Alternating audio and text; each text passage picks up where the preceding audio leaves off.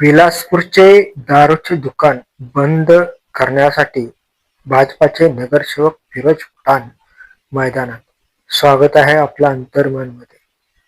सातारा शहरातल्या विलासपूर भागात दारूचे दुकान बंद व्हावे यासाठी नगरसेवक फिरोज पठाण हे मैदानात उतरलेले आहेत. त्यांनी जिल्हाधिकाऱ्यांना निवेदन दिले होते. जिल्हाधिकाऱ्यांच्या निवेदनापाठोपाठ त्यांनी स्वातंत्र्य दिनाच्या दिवशी रास्ता रोको केला. नागरिकांच्या हितासाठी, प्रभागातल्या जनतेसाठी, सुरक्षित महिलांच्या साठी, ज्येष्ठांसाठी तसेच अनेकांची घरे वाचवण्यासाठी दारूचे दुकान बंद व्हावे यासाठी त्यांचा लढा सुरू आहे.